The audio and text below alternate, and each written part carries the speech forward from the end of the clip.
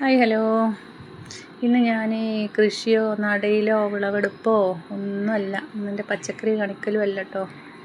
ഇന്ന് നമുക്ക് 4 മണിക്കൊരു ചായക്കടി ഉണ്ടാക്കിയതാണ്. അപ്പോൾ അതൊന്ന് വീഡിയോ എടുക്കാമെന്ന് വിചാരിച്ചതാണ്. അപ്പോൾ ഞാൻ മൈദപ്പൊടിയും അരിപ്പൊടിയും കൂടി മിക്സ് ചെയ്തിട്ടാണ് ഇത് വാട്ടിയിരിക്കുന്നത്. മൈദപ്പൊടി കുറച്ച് മതി കേട്ടോ, അധികമൊന്നും വേണ്ട. അത് രണ്ടും കൂടി വാട്ടി കുഴച്ച് വെച്ചതാണ്. അത് ഞാൻ വീഡിയോ എടുത്തിട്ടില്ല. അപ്പം ഈ കുഴച്ച് വെച്ച ഈ മാവുണ്ടല്ലോ, അത് നമ്മളിങ്ങനെ ചെറിയ ഉരുളയാക്കിയിട്ട് ഇങ്ങനെ ഒരു ബോളാക്കി ഇടണം കേട്ടോ. അത് അത്രയും ബോളുണ്ടാക്കി നമ്മൾ.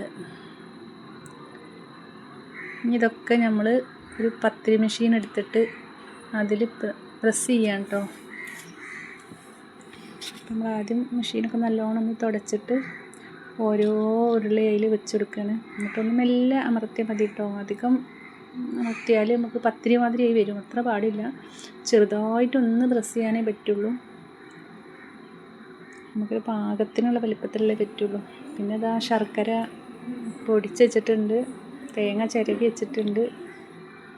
ഇതിൻ്റെ അവിലില്ല കേട്ടോ. അവിലുണ്ടെങ്കിൽ ഞാൻ അവിലും കൂടെ നനച്ചിട്ട് അവിലും കൂടി ഇതിൽ മിക്സ് ചെയ്യും. ഈ തേങ്ങയിൽ ഞാൻ മിക്സ് ചെയ്യും. ഇത് മൂന്നും കൂടിയിട്ടാണ് ഞാൻ ഉണ്ടാക്കൽ. ഇപ്പം ഇന്ന് അതിൻ്റെ അവിലില്ലാത്തതുകൊണ്ട് ഞാൻ വെറും തേങ്ങയും ശർക്കരയും മാത്രം ഇട്ടിട്ടാണ് പൂവട ഉണ്ടാക്കുന്നത്.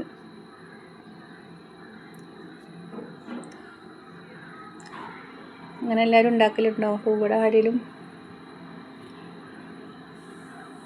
ഇവിടെ എല്ലാവർക്കും പൂവട ഇഷ്ടമാണ്. പക്ഷേ ഞങ്ങൾ പൊരിച്ചിട്ട് അങ്ങനെ കഴിക്കാറില്ല കേട്ടോ. നമ്മളധികം അങ്ങനെ ആവിക്ക് വേവിച്ചിട്ടാണ് ഞങ്ങൾ പൂവട ഉണ്ടാക്കാറ്.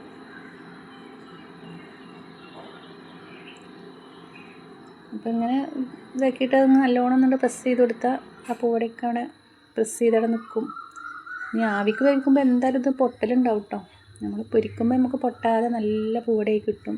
പക്ഷെ ആവിക്ക് വേവിക്കുമ്പോൾ എല്ലാതും ചെറുതൊക്കെ പൊട്ടും. എന്നാലും കുഴപ്പമില്ല ചോദിച്ചിട്ട് ഞങ്ങൾ ആവിക്ക് തന്നെയാണ് വേവിക്കുന്നത്. അങ്ങനെ നമ്മുടെ അവസാനത്തെ പൂവട ഉണ്ടാക്കി കഴിഞ്ഞു.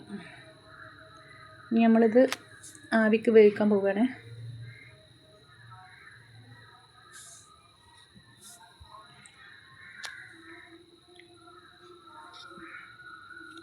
അത്രയും പൂവട ഇപ്പം നമ്മൾ ഉണ്ടാക്കിയത്. ഇത് അവർ ഇഡ്ഡലി ചെമ്പ് വെച്ചിട്ട് അതിൻ്റെ തട്ട് വെച്ചിട്ട് നമ്മൾ അതിൽ വെച്ചിട്ടാട്ടോ ഇത് വേവിക്കണത്. അങ്ങനെ നമ്മൾ ഇഡ്ഡലി ചെമ്പ് വെച്ച് അടച്ച് വെച്ച് ഇനി ഒരു 10-15 മിനിറ്റ് നേരം കഴിയട്ടെ കേട്ടോ. എന്നിട്ട് നമുക്കിത് തുറന്ന് നോക്കിയിട്ട്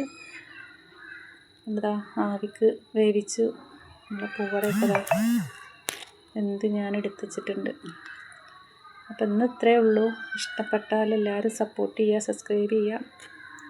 പൂവട ഇഷ്ടപ്പെട്ടവരൊക്കെ ഒന്ന് ലൈക്ക് അടിക്കൊണ്ട് കേട്ടോ.